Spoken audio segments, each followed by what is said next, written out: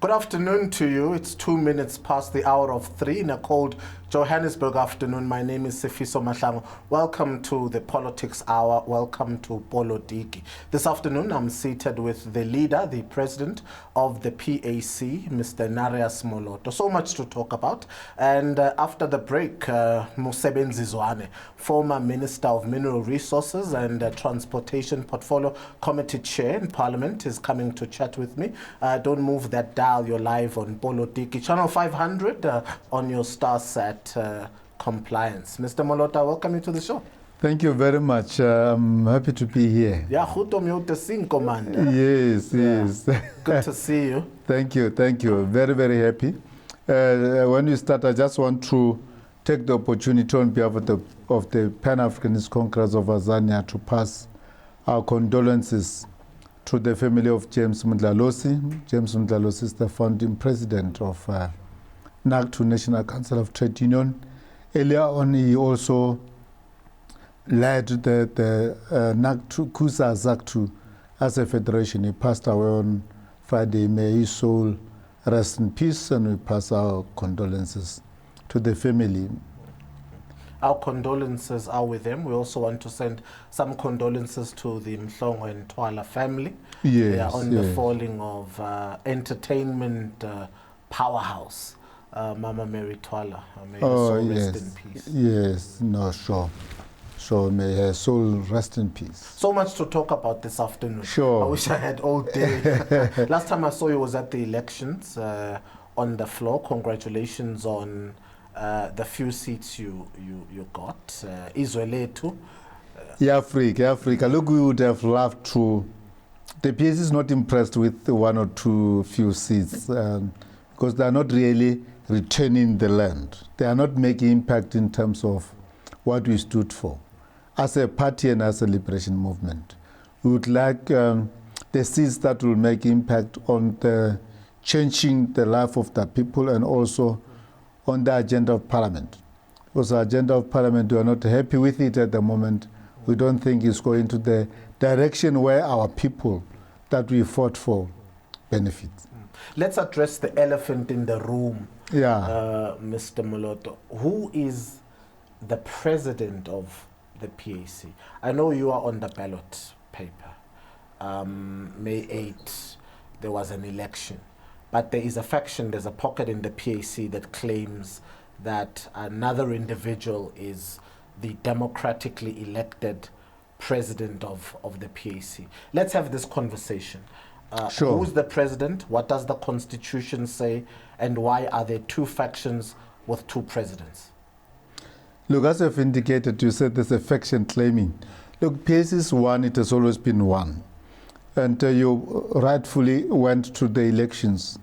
We went to the elections as one PAC, and we went out of the elections as one PAC, in which I was the president and I'm still the president. Because going to the elections, we were brought together by Judge Mavundla judgment, in which clearly is documented that I'm the president of the PAC. From there, we went to Dombisileka in Limpopo, the National Congress, where I was re-elected the president of the PAC. Now, it's as simple as that, and that both in terms of the Constitution, in terms of the structures, in terms of the running of the PAC, I remain the leader of the PAC, the structures, everything is in place. Yes, it is correct that subsequent to our Congress, a certain grouping met in Bloemfontein, but that could not be the PAC because first, the National Congress is opened by the president of the PAC. I wasn't there to open it, so it could not be the event of the PAC. Okay. Now, the leadership of the PAC was clearly in place, and therefore, we are not following the programs of factions and renegades. Those people, you cannot, if they don't submit to the Constitution. But you were also contested in court by the other pocket or the other faction of the PAC. They also went to court to denounce your leadership and accept that there was a new leadership in place. Exactly. They've tried to look, they've never won a battle in court against my leadership. And also subsequent to that, any attempt to go for them to go to what the electoral court was shut down. So I think this is just a bunch of disgruntled people on the streets. That's not where we are focusing. We are focusing on getting the PAC moving forward, building itself, doing what it was formed to do, to ensure that the people of this country, particularly the dispossessed majority, the poor, get their land back and are able to redistribute it and begin to benefit from it. Now, in 1994, one of the big political powerhouses was the PAC. Yes. It was the ANC, the PAC, then called the NNP government wanting to come in, and the Inkatha Freedom Party. But from what the PAC was to what it has become today, from the powerhouse it once was, a movement with a military organization that you were once part of, a political movement with a claim to the land, you have become almost unrecognizable, dwindled to 2 persons in parliament.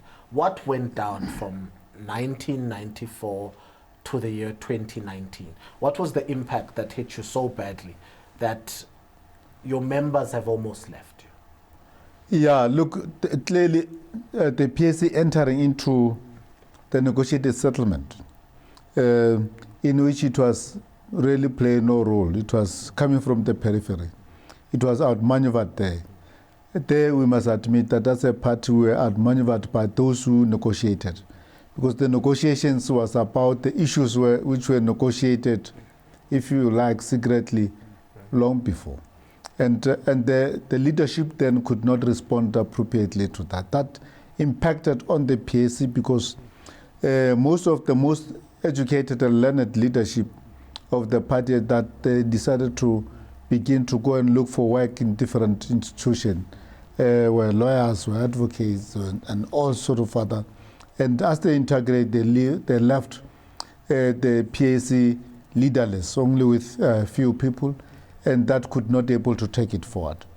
Now, I think that is basically what has contributed to the lowering the strength of the party. And also, as you have mentioned, that we have had a military wing. Almost the entire PAC outside, a majority of them was coming from the military wing, APLA. They were integrated into South African National Defence Force and they became part of the army. Now, therefore, not strengthening the party in any way, no longer part of the PAC, but part of the government institutions like the army, the intelligence. That's where majority and most of the PAC went to. Others went on their own. That has contributed substantially to the weakening of the party at that historically. But I think we have picked up, we are picking up, and we are going to retain our historic self and move forward. My father tells a story about the PAC and says during the CODESA negotiations, some of the articles concerning land were done in the absence of the PAC. It was almost like the PAC was locked out, or they suspended the talks, only to restart them later in the absence of your party. Why would that happen? Why would the NNP government then, the ANC, well, government of national unity at the time, during South Africa's most tenous talks on democracy in this country, leave out the PAC, a party that was at the time the powerhouse that you once were? Yes. In actual fact, is Section 25. PAC opposed to Section 25 to be in the Constitution because it would negate what our people died for, what the struggle was all about. The property rights in terms of that section, where basically it is in the view of the PAC, it was an extension of section, of the Land Act of 1913 and of 1936 respectively. So basically it was a justification of the dispossession. As a liberation movement, we could not show why we fought, what we fought for, and why our people died and fought. Now, that was a principle. And it is quite correct that at that moment, the PAC was ejected out of CODESA is only at 2 o'clock in the morning, if not 1 o'clock in the morning. And after the PAC was ejected is when that clause 25 was inserted in the constitution of this country. And in our view, that was where the betrayal of the cause of the African people. That's why today we still have poverty. We still have the majority of the people being the dispossessed people being poor, being landless, being unemployed. In your view, on that fateful day, when you say Section 25 of the Constitution was inserted, in this country we are within a political debate, and largely it is concerning Section 25 of the Constitution, what the ANC terms expropriation of land without compensation. Without mentioning names, or if you will, take me into your confidence, who choreographed that night the insertion of Section 24, Section 25, the locking out of the PAC from those negotiations that night? Who was behind what you call the betrayal? Look, I think the Nationalist Party, and which was obviously dominant in the African National Congress, because there were negotiations after inside negotiations, if you like. As some of the areas of the negotiations become difficult, the parties begin to go and do deals outside the CODESA.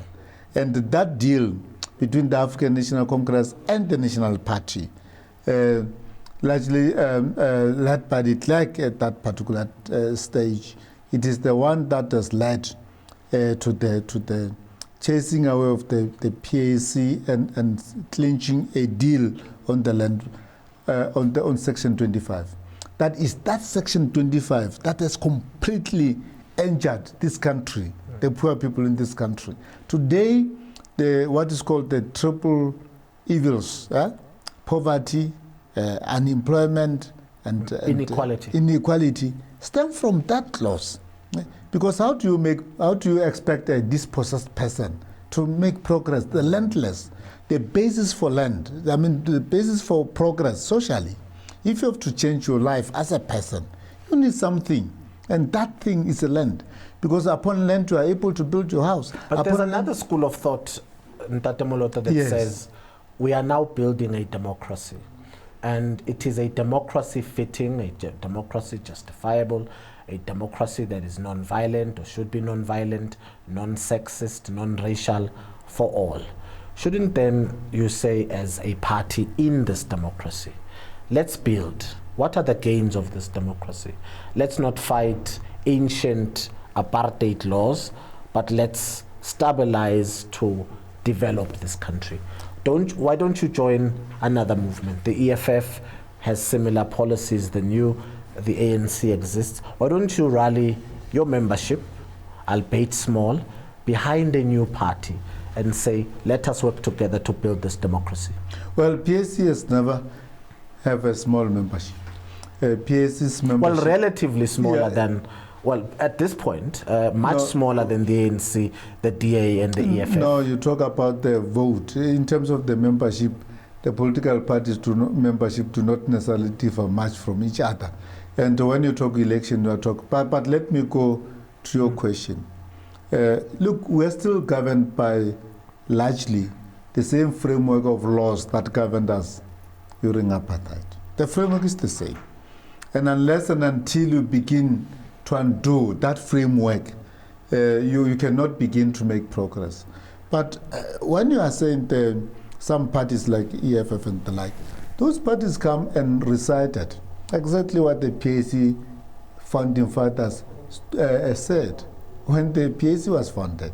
The question of the land, the fact that new political party on the block come and repeat what the PAC has said 60 years ago does not make any difference.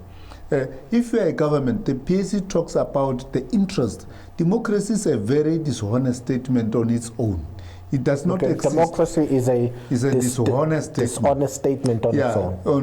On its own, because which would be better, dictatorship? No. If you define, it's within certain confine of interest. For instance, there's this saying whereby they will tell you that imperialism knows no law beyond its interest. Democracy is about interest. Now, our democracy in our country, in this part of the world, if it doesn't address the needs and the fundamental issue of the majority of the people, you think that the majority of our people are voting to be landless? Eh?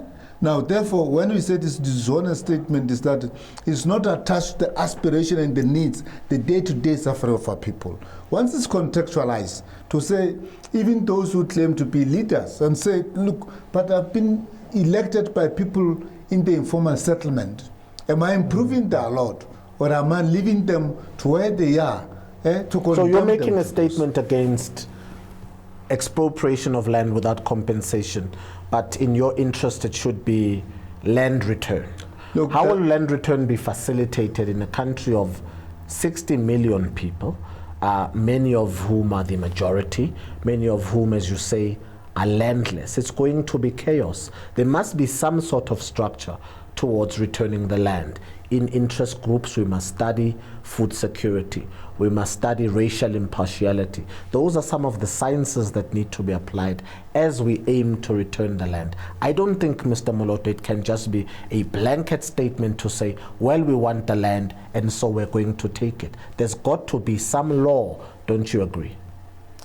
The founding president of the PAC, Robert Mangaliso, he said, responding to a similar question then, he said, once we begin to see us being argue this reasonableness, when you compare to the aspiration of our people, I say, you must then denounce us as your leaders. Any nation, any people addresses its future based on the interests of its people. Now, therefore, if you do not necessarily address, you can come with whatever logic. If the logic does not advance the cause of your people, if it does not address the day-to-day needs of your people are suffering purely as landless people. That cannot be, that logic doesn't work. There's nowhere in the world where a logic is defined to be accepted by all nations. Here is that the people were dispossessed, and the people must be given their land and be given the capacity to till, to live on the land, to benefit from the land, and the society, the nation, the economy to benefit. The reason is that how do we do that? It cannot be the other way around. We must not reason on the basis of the oppressor and the dispossessor. We must also reason on the basis of the dispossessed and the African people, because they are the one who are dispossessed. We must reject all logic as long as it's not a logic that advances the interests of our people. Well, the issue here is also landlessness, but what I want to add is that land return cannot be the only solution. South Africans need jobs, they need a viable economy, they need safety and security, and yes, they need land, be it land return or expropriation of land without compensation. What are some of your policies beyond land? Let's talk about an inclusive economy. Yes. An inclusive economy that stems from land. But what are the PAC's policies on getting the majority to work? My definition of economy is that the activity of the citizens of a country, the day-to-day, when they wake up, to embark on producing goods and services that they consume. That's an economy. I don't subscribe to other definitions of economy that exclude the majority of the people. They wake up. Now, all the good things that you have just highlighted that they need to be done, where are you going to do them? You are not going to do them on the sky. You do them on the land. We believe that once people are given land and a mandate that you are now given land, utilize it. It's an economic activity. You are allowing many people to participate in the economy. And by participating in the economy, they will begin to transform their social lives. Now, therefore, we cannot begin to behave and argue within the colonial context of the European context and definition of the economy. Now, if majority of the people are excluded from the economy and you expect them to be active, how can they be active? Because the activities is informed by production of the goods and services. Now here, our people are only limited to participate in producing the goods and services that are consumed outside the country, in Europe, digging the mines. The South African government has recently borrowed 500 billion from the IMF and the World Bank. We do know from stats and history that when Zimbabwe tried to borrow money from the IMF, they were told, well, fix your land policies, you're not getting any money. That was some of the conditions. The IMF never gives money without economic policy amendment. Are you satisfied that the ANC, having adopted the policy of land expropriation without compensation in Nasrec, and now because of the coronavirus pandemic, the ANC government has got to borrow money because of any such condition, are you satisfied that there will be at any point the expropriation of land without compensation in South Africa? The ANC has never, those are not the politics of the ANC of expropriating land without compensation. I think it was just a good policy and resolution, but I don't think that they're going to go that far. Even say so, look, once your economy is based on the charity or the policies of the foreigners, you are lost. You will never develop your country and your people. The Europeans are guided, they borrow your money based on their interest, not on your interest. That PAC does not subscribe to. We must look into ourselves. The solutions must come from ourselves. They must help us on our agenda. They cannot, they shouldn't help us on the agenda in our country. So as such, we do not think that those Europeans are basically acting in the best interest of Africa and the African people. I'm sure you've seen visuals of a Cape Townian man taken out of his shack naked, put down by what in my view looked like apartheid-styled police, getting a naked black man out, wanting to remove him, and the man is landless. Therefore, I ask a Marxist question. Since we are here, what needs to be done? What needs to be done is to transform. We have said and maintained as the PAC that basically the status quo remain in terms of the system. We are running the same system that oppressed us. Yeah? It's just the people who occupy it are different. Yeah? Now, the Cape Town situation that you have just described is a typical example of the same system. It's brutal. You do it, you like it or not. Now, you see, once you enter into the system runs you. You don't run that system. And that's basically where we are stuck in South Africa. Moving forward, what are some of the goals the PAC wishes to reach next year, 2021? It's the local government elections. Do you hope to claim back some municipalities? What policies are you putting in place? What's your action plan? Look, contrary to all what people are saying, PAC has made huge progress in terms of influencing the thinking and the views of the people of this country. Now, the people believe and agree with the PAC that fundamentally we need to change ourselves and our country.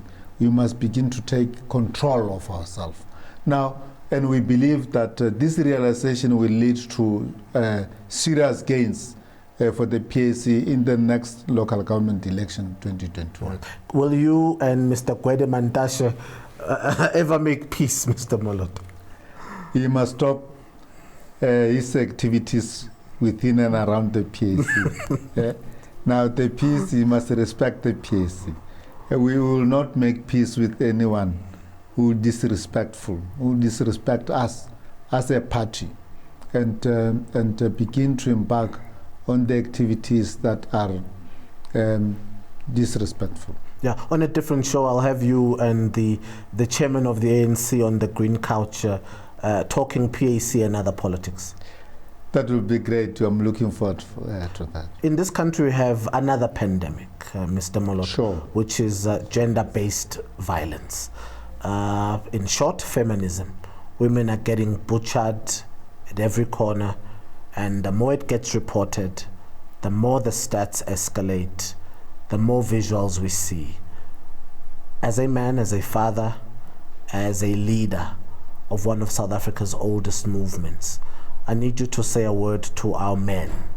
I need you to say a word to society. You can do it in a native tongue. Here's your camera. I believe that majority of our people, our men, are sober. We do have some men who do very silly things, and those men must be stopped and discouraged. We denounced in the strongest terms the men that kills and harass and maim our women. That is totally and completely unacceptable, and they make us to feel ashamed as men. But as such, we must continue to say the men that are there and doing good for their families, respecting their women, we must continue to do the good and the right things. Mr. Moloto, thank you for being here. I'll speak to you soon. Thank you very much. Yeah. Highly appreciated to be here. Okay, Thank you. Yeah, come again soon. Sure. And that was leader, president of the PAC, Mr. Narias Moloto, saying they're not interested in expropriation of land without compensation. They're demanding land return. And land return cannot be subscribed to a colonial theory, a colonial structure set by Western masters.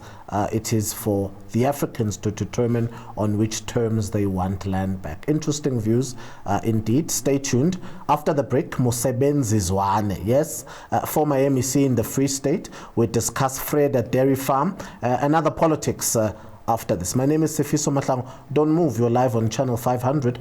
This is Starset. Polotiki, baby. Violence and sexual abuse against children has become a major social challenge during the COVID-19 lockdown. We appeal to adults, parents and caregivers to be kind towards children during this lockdown and beyond. Give children the space they need to engage with their reading and learning activities. Do not hit them. Do not yell at them. They are equally frustrated. We urge you to listen, support and help the children to survive the COVID-19 lockdown. Report immediately any incident of sexual abuse. The Department of Basic Education. Every child is a national asset. Hello. Being a legal practitioner in South Africa in these challenging times demands lawyers that will help clients beyond legal issues. The ever-changing demands in commerce and tourism require lawyers who have sound and clear business and commercial knowledge, and that's where MB Chabangu Incorporated comes in. Our business, mining, tourism, health, labor, and economic knowledge encapsulated with law and litigation experience gives us an advantage in the legal sphere. Our experience in assisting businesses, government, and various industries with their needs puts us amongst the many progressive and striving law firms in South Africa. Now, to contact our attorneys for assistance with any of the mentioned fields and others, please call us on 012-341-4187 or send us an email on admin@chabangu.co.za. MB Chabangu Incorporated, where problems meet solutions.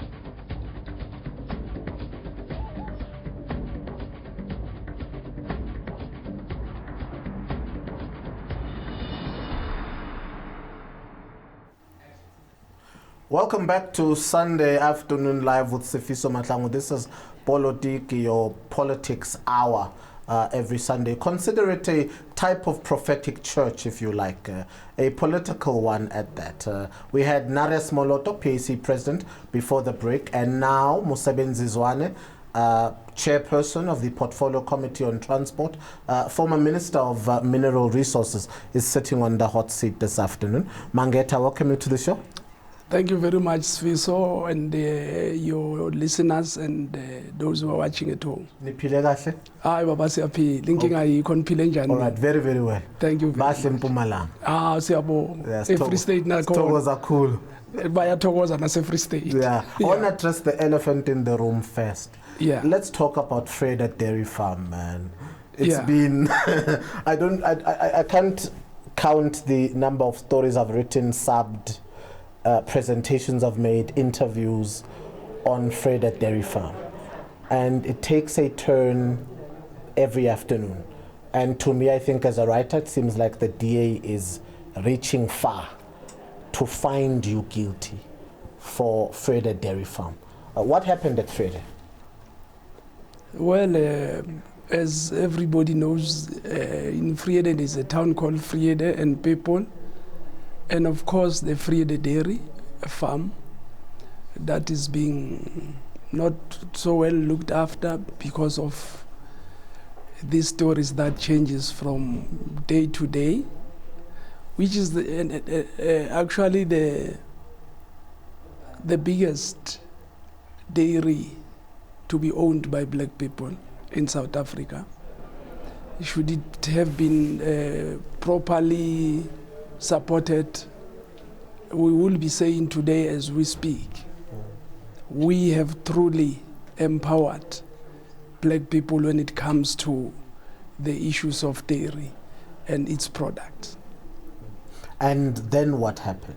The reports were, particularly in 2017, that there was massive involvement in the form or a type of state capture from the Gupta family into Freda Dairy Farm. Was there a Gupta involvement in the farm? Well, let me, I've said this thing many times, that people should go to Friede, look at what this thing is all about. People should check the beneficiaries. I'm sure some of the people who were even brought to media are not even the beneficiaries there.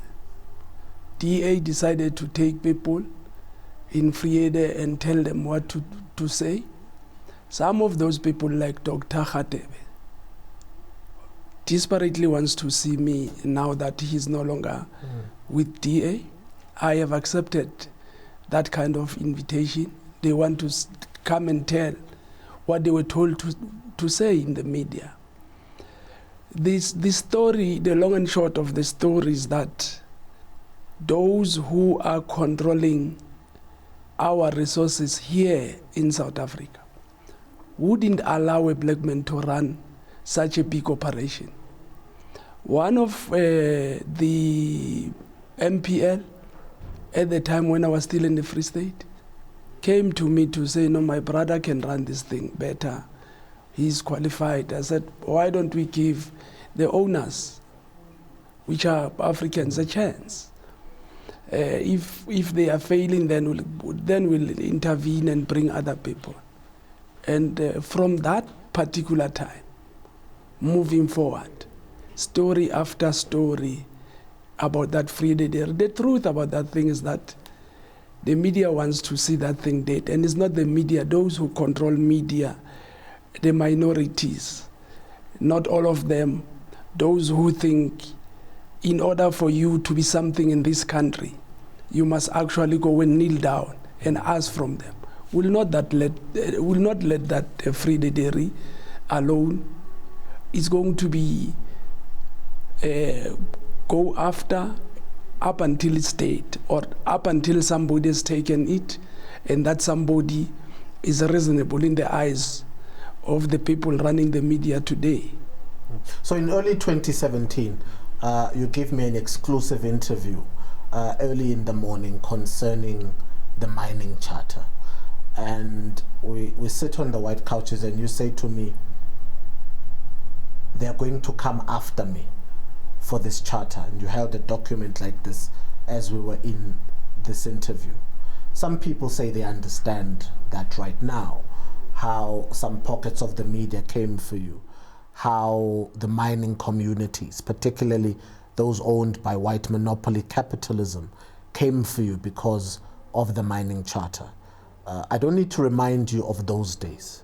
Do you think and still maintain that you were targeted by white capital because you instituted a charter to transform the mining industry in South Africa? Well, I am being targeted even today. Every time I appear on TV or anywhere else, people have been fed a story that this man is corrupt. Why corrupt? Because the mining charter was actually the second after the Free Dairy, where I'm saying the Freedom Charter, as we have turned it into a constitution of South Africa, is actually sufficient to see this country changed if we follow it to the latter. With mining charter, it took a very short space of time. I went the length and breadth of this country consulting with people. You also, on that note, you also consulted in Mpumalanga. Yeah. And there were audiences that rallied for you to leave that venue. There were some violent attacks in a particular place in Mpumalanga where people did not want you to address the mining charter. I need you to add some of that context in for our viewers. Yeah, well, having consulted with South Africa, I would say so, because business community, mining community, labor, you name them, cabinet, I consulted with everybody in that short space of time. You'll recall, as you are saying, that I even went to Mpumalanga, Middelburg, where when I arrived, people were very happy to see me there and willing to listen to what I was coming to present to them. And unfortunately, there was a group there called Brett, who had a lot of money, past people to come and disorganize that kind of interaction with people. You will recall that people were ready even to fight these people. But because they were brandishing different names of leadership, I said, no, it's okay. Let me listen to what these people are saying and avoid a fight, because I thought every black person in South Africa should have understood, even way before that the charter was actually meant to stop what we are seeing escalating today. Food parcel everywhere. Our people must live from hand to mouth. When these people are born here in this country, full of resources, controlled by minority, in that mining charter, we had said, for an example, all new mines should be 51% black owned. We had said people must be given a chance to be part of the mines. The 51% black. Then Yeah. there was a chapter on beneficiation. Yeah. Then the mining community gets the social relief or the social corporate investment from the mine. That mining company would need to build a school, a clinic, a hospital, a community hall. That was part of the structure. Yeah. So people came against that mining charter because it seemed to be an agent of transformation, a document on transformation in this country. And I know because I come from a mining town, and you would not say that there are 9 mines around us, around that community today, because all of the minerals are taken to foreign nations. But did you have backing from the ANC, your party, to institute the mining charter? I, without any hesitation, say yes. President Zuma, who was president of the country and ANC at that time, and many comrades, we went step by step. I still have notes of who said what, change here and there. Everybody was taken on board, including the leadership that is running the country today, because they were part of government at that particular time. And there was a point in cabinet where the cabinet said, no, I think we've dealt with this matter, allow this minister to conclude it. Indeed, you know, we concluded it, we signed it, and one sector took us to court, and then I was removed. I still believe because of that, and I'm not angry with anybody. If I'm taken back tomorrow, I will start where I ended, because I believe that if, as leaders today, we are not going to take a stand, we must then be brutally frank and tell the people of South Africa that what they are promised will never happen in this country. As years goes by, people are accustomed that each and every 5 years we're going to put a story on the table, and after 5 years, that story would have not seen the light of the day, and there would be countless explanation. I did not want to be part of the leadership that will come and say, after my 5 years, no, I was supposed to do this, but I did not do it because of, no. I did not even take 5 years, you know, I took 2 years, but I delivered the mining charter and I gazetted it. How it was changed, I was no longer there, but I did what I was supposed to do in that space, and I believe that's what we must do as leaders. If we promise, we must do what we have said we will do. Sources inside the ANC, inside the NEC, say you and perhaps Bongani Bongo, Nomvula Mokonyana, the more vociferous ones inside that NEC. Yourself have been the subject of many stories, apparently talking against Minister Pravin Gordhan, Minister and NEC member, Mr. Pravin Gordhan. Take me into a conversation about this current NEC, and I see the smirk on your face as if to say you were removed, and you don't know what happened. But something obviously happened, because the mining charter is not on the desk where you left it. Lead that conversation with me. What happens in the NEC so far as cabinet positions, cabinet appointments, policy standing, notification, apprehensions are done? Well, those things are not taking place at the level of NEC. The officials many times and the current president will discuss those issues of deployment, even in terms of ministers, and the president will highlight his wish, and most of the time does the deployment that will be considered. And as I've said, I was not part of the deployed cadres at the level of cabinet. I was deployed at the level of parliament, and are there demigods and untouchables in the NEC? No. Are there super NEC members and middle-ranging NEC members? This morning, your SG speaks to Newsroom Africa and says, this is not an animal farm inside the NEC. We must find equality amongst ourselves. But the voices that often come out of there, that there is no equality, even among all of you as NEC members.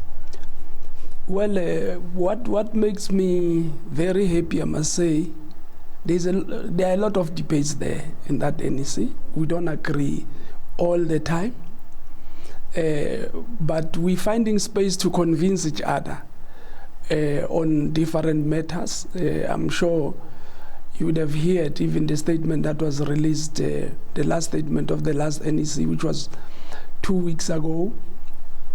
Everybody concluded by saying we're finding ourselves, we're coming close to each other. We can criticize each other openly, frankly, and then the media comes in, you know. The media in South Africa have people you can't talk about, especially if you're going to talk something that is not positive. Whether they are in a meeting or they are not in a meeting, they will call you and ask you, why did you say that about so and so? And we have taken a view, some of us, that we are not going to entertain that nonsense. Nobody should feel that if they raise their views, somebody will come and harass them. This country is not run by media or those few people who wants to protect some of us by hook or crook and makes others very bad, irrespective. We should not accept that. I think SG was correct. Everybody must be treated at the same level, and once we feel that that does not happen, as genuine cadres of the movement, we must raise it at that level and address it. If we are going to allow this beautiful, august structure to collapse in front of us, we will be to be blamed. And up to so far, I am very happy that we don't spare each other if there's an issue that we want to raise against each other, or we want to also praise each other. Some perception has been created that some of us hate other comrades like Comrade Pravin. It's not true. That's not true. We don't hate anybody. Yeah. We are elected, all of us, but we are able to say, no, but here we agree with you, you are doing very well, but here you are not doing well. We think you must do 1, 2, 3. And we'll continue doing that because that is what we're elected to do in the first place. So you arrive in Parliament and you are the chair of the Portfolio Committee. And at this point, Parliament is electing a panel to look into the removal of the public protector. A few of you who are in Parliament in the ANC benches have spoken out against that. Lead me into a conversation on where that stands. The matter, the removal of the public protector, and some of you I know in the ANC have linked it to the Bosasa investigation, to say the cause to remove the public protector lie primarily in the court of that complaint by Musi Maimane that released the report leaving President Cyril Ramaphosa wanting. Take me into a conversation about the public protector. We, in different times, have been a subject of the public protector in this country. You will remember even Friede Deri was at some point a subject of discussion. And at that point, as ANC, we arrived at a decision that let's allow the Chapter 9 institutions to do their work, irrespective of who they talk about, who they are challenging. We accepted that. And if anybody is not happy, then you'll go to court. So some of us have been holding on that particular understanding, that even in this one, this public protector must be treated like how we treated the former public protector. Because once we can get into a mode that any institution should not be talking about certain group of comrades or leaders in this country, our democracy is gone. We must allow people to be free in performing their work in this country freely. If they have issue against ourselves, we will also be given an opportunity to say our story. That's where we are standing currently. ANC has not pronounced itself on this particular matter, except that we as individual members have gone out to say no, we will not accept a situation where this current public protector is going to be vilified because she can touch everybody. We will not accept that in this country, that other people, as you talk about them, then you are history. It diminishes what our forefathers fought very hard to achieve, that there should be a freedom of speech, association, and a freedom to perform different tasks that are given to different people in this country. Are you saying, Mangete, that the public protector would not face this much scrutiny if she did not find against Mr. Pravin Gordhan so far as the SARS rogue unit is concerned, and Mr. Cyril Ramaphosa so far as the 500 billion, the 500,000 Bosasa donation, and the CR17 billion and so on? Would the public protector be treated differently if she had not released adverse findings on those two individuals? This public protector is touching raw nerves. That was not expected of her to do that. That's what I can say properly, because the previous public protector was not treated the same way, because he was touching these fishes, small fish like ourselves, that needs to be taken out of the way. This one is saying, no, everybody that is here, if there's an issue, I am going to investigate. Let me tell the people of South Africa, I have also been investigated by the current public protector. I went. I did not make noise. I went, answered. I'm still waiting for a report. Now everybody must follow exactly what I did, because she is performing her duties as she's supposed to do. And what I like about her, there is no corner that she can't speak about openly and frankly. And I think we should encourage that kind of a behavior in South Africa if our democracy has to grow. As chair of the Portfolio Committee on Transport, SANTACO is holding the Department of Transport at ransom. And I don't know how your colleague Mbalula is managing this, but we don't want to sit in this country with the crisis that can prevail if this matter is not managed correctly. How are you going to manage the SANTACO versus Department of Roads and Transport debacle? I'm glad you have asked that question. We have since invited SANTACO and this other association to the meeting on the 7th, because we want to hear from themselves, not taking it from other quarters. Hear from themselves. What are their issues? Because the other stories that SANTACO is saying, they want to be formalized, so forth and so on. They want to be part of the people who are helped by government, which is what makes sense to me.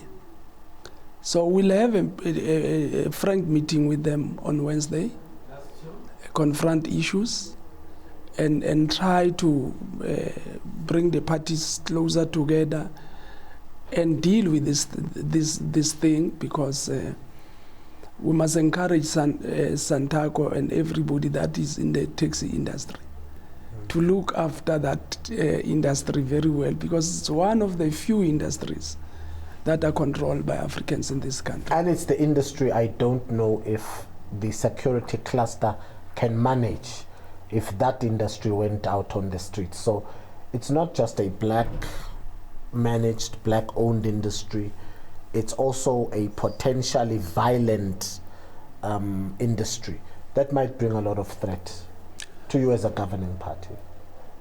Well, we actually want to try and talk people out of violence, because that will kill the industry. Violence will not take any one of us anywhere. You are correct that such threats that are one there. tweet by Santako saying let it go where it does, loosely translated, was a type of threat. Yeah, well, during the heat of the moment, such things do happen. And that is why we've taken our time to say, you guys cool down. We are meeting on Wednesday, and would allow the Taxi Association the fair amount of time to engage us. Let's engage them. Let's govern the country properly. I can tell people of South Africa that nobody is supposed to hold us at ransom, but we must at all times remember that we are there on behalf of the masses of South Africa, and at some point we must give them an ear and hear, why are you feeling like you are feeling? And if we are wrong, we must genuinely say no. Let's correct what these comrades are saying.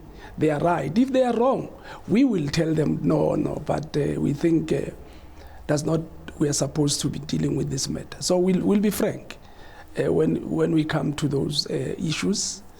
We did not want to take a stance as a committee of talking when we have not listened to people. We'll have our say after we've listened to both parties, and it is this coming Tuesday. Okay, may peace reign. Absolutely. Absolutely. That's what we want. All right. Thank you for being here. Thank you. Yeah, Thank that you, was MUSEBENZI ZWANE.